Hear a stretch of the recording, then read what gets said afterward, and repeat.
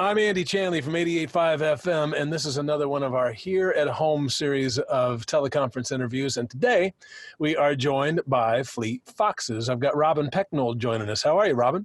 I'm great. How are you doing? Doing fantastic. Living the dream. Awesome. Robin, the frontman and primary singer-songwriter in Fleet Foxes, and the new album is called Shore. It's out now. The first single you've been hearing on 88.5 FM, Can I Believe in You.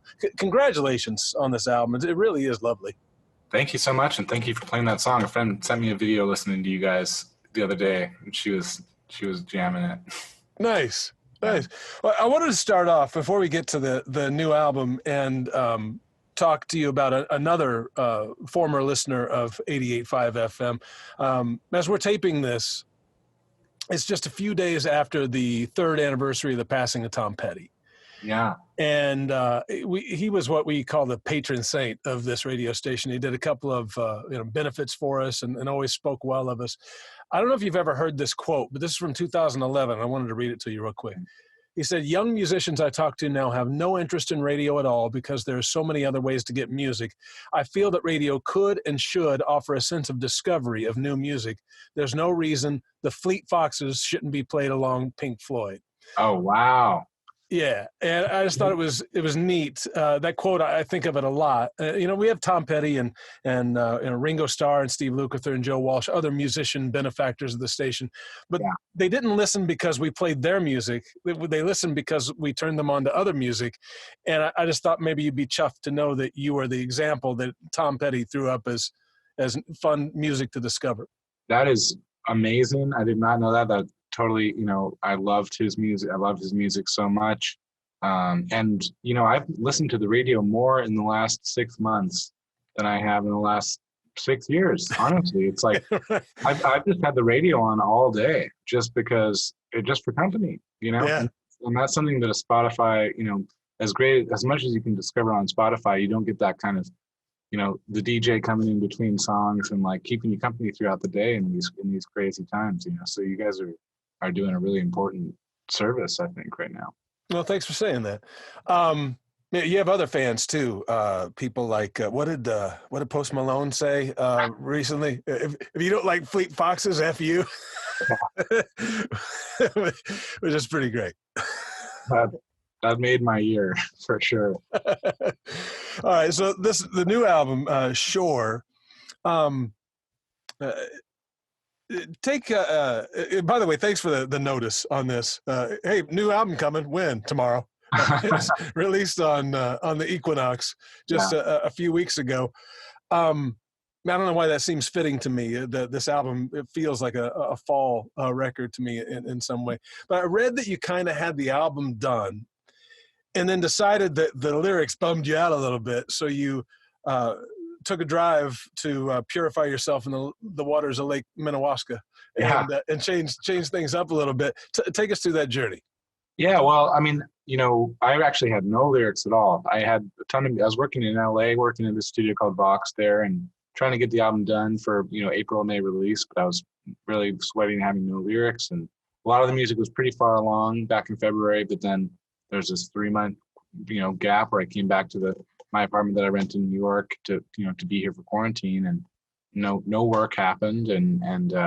But obviously so much was happening that was, kind of reframing my perspective on music and kind of, music became this safe haven in the light of everything that was going on. And it also kind of became, I took a lot of the anxiety off the album, I think, because there's just so much else worth worrying about right now. And why worry about, something that should be so fun and healing kind of ultimately.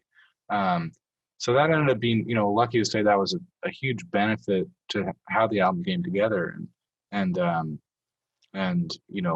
there's this 3-month no work and then this 3-month very intense period of work getting the album done. And then just, it was done like 2 weeks before it came out, and that's really rare.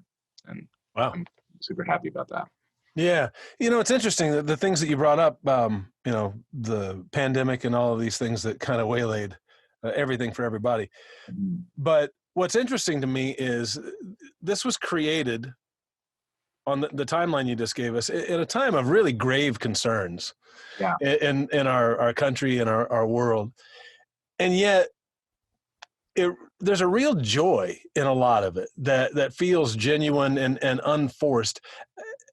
Do you feel that? And how did you conjure that joy in the music that you made?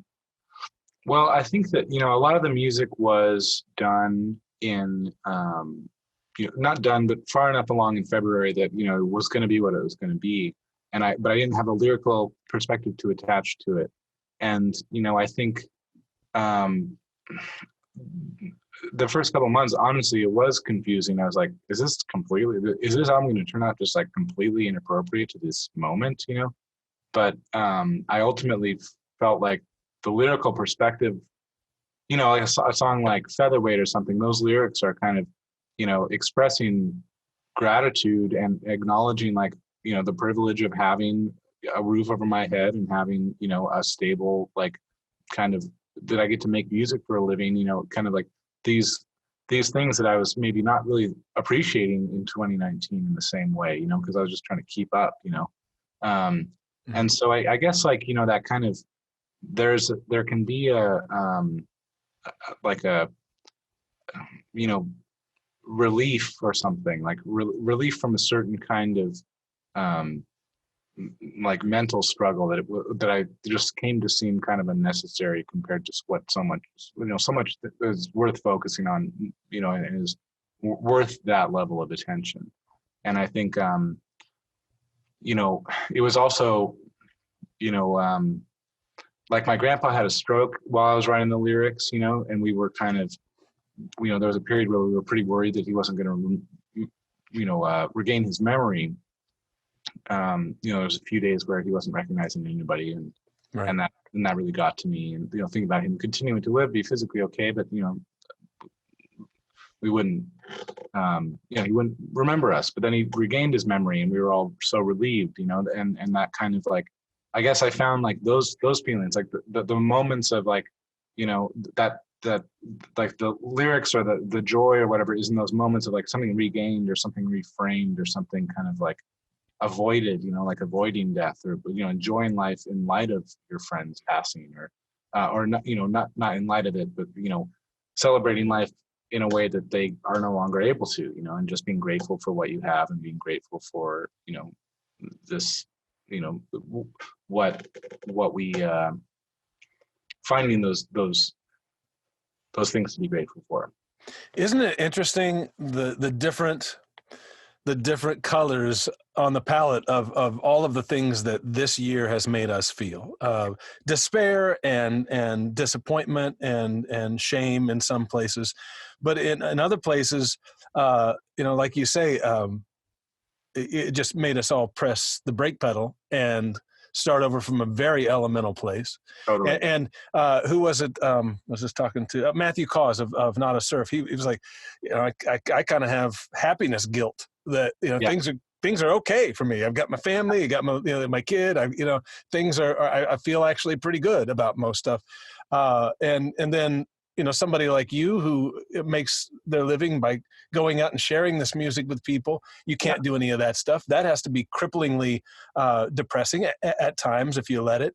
It's really just a crazy mix of, day to day. And I think you got to be honest with it in the moment.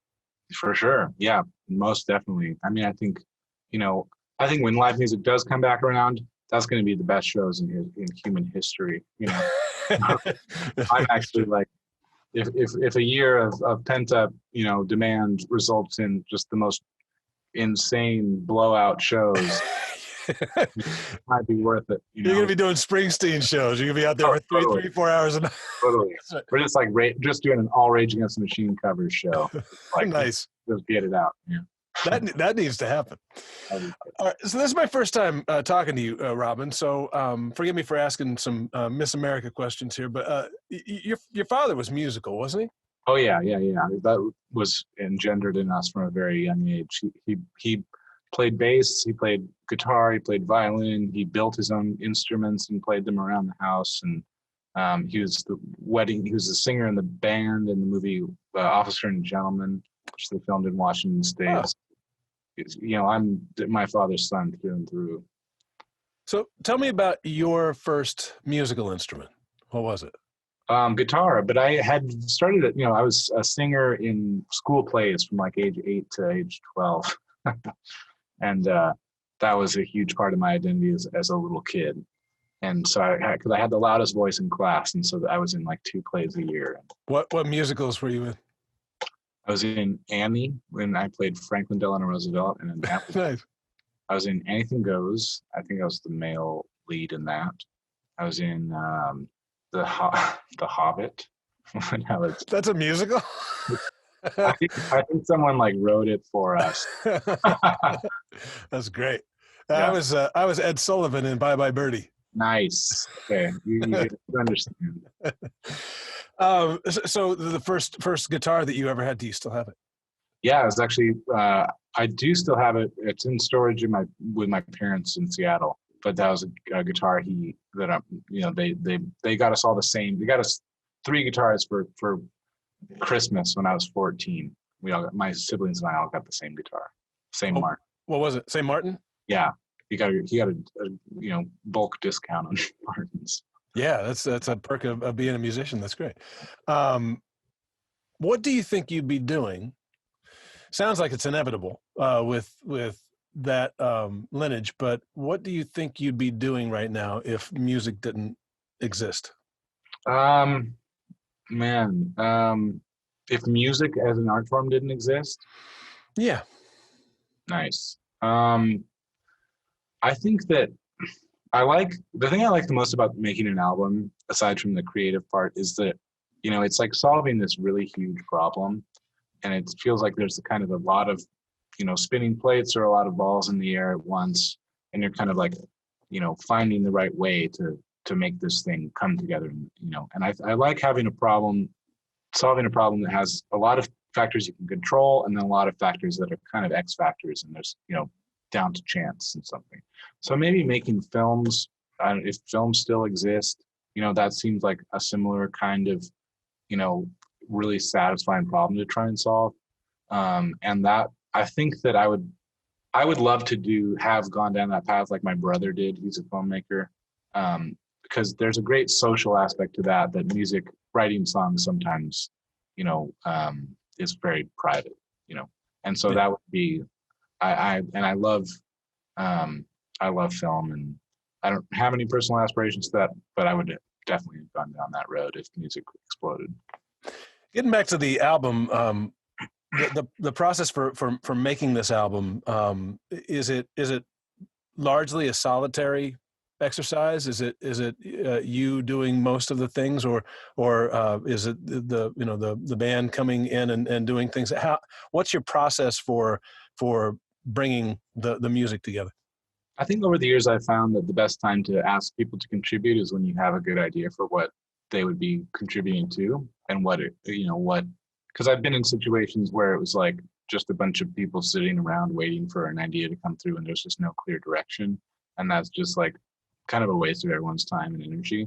So for me at this point, the best way to work is to have a year of pretty solitary writing and planning, not a lot of kind of dialogue around that, and then to kind of bring people in once that is clear enough, bring people in to start the process of filling it in. And there are more people on this album, than have ever been on a Fleet Foxes album, and more kind of free and very, very free and very thorough contributions from everyone on the record. And so I was serving as both the songwriter and the singer and the producer, and producing these people, and that was super gratifying. I loved being the producer. If I could have said music producer for my answer to the last question, I would have, but in that context, he said music didn't exist. Because that was so fun, just like teasing takes out of people and getting, it just felt so, I don't know, healthy and like wholesome or something. Yeah.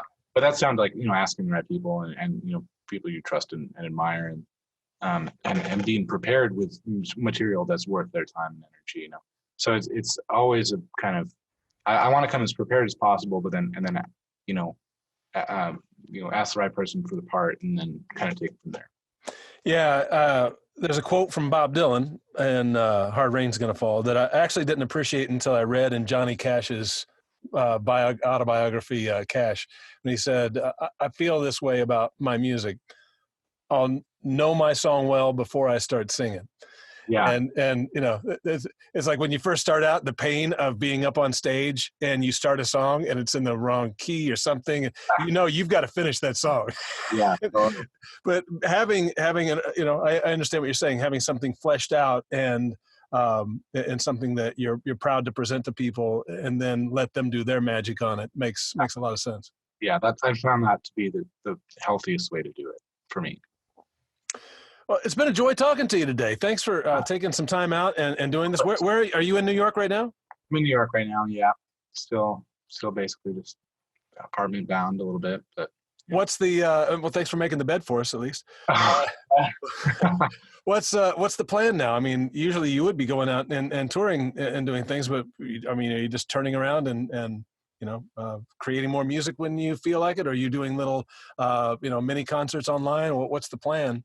Yeah, I mean, I'm so, you know, excited to get back to work on more songs. You know, normally you kind of live in the mindset of one album for 2 years on tour and then kind of see where you're at after that. But now I can just kind of, you know, work on collaborations with people and I would love to co-write or produce people or, you know, however that works out. I would love to do some kind of, you know, stream show or some kind of special event type show if we can get a, you know, if a budget comes together that makes that possible, because, you know, I think rehearsing a whole set can get quite expensive when everyone's all spread out around the country. And and then just definitely planning for, you know, getting excited about planning a really cool tour for whenever that works out for us. So just kind of grateful to have that stuff to keep occupied with. Nice. Yeah. Well, I'll tell you what, people should go out and buy this record. It really is beautiful. It's called Shore, S-H-O-R-E. Just came out a few weeks ago, and you'll hear Can I Believe You, and I'm sure other songs off it on 88.5 FM. Robin Pecknold, thanks for joining us today. And next time it's possible, and you're out in L.A., we need to do all this in person, have you play some songs for us. That'd be I would awesome. love that. I'd absolutely love it. Yeah, thank you. Great to talk to you. Good to talk to you. All the best to you. Best of luck with the record, and happy holidays. Relax. Awesome. Thank you so much.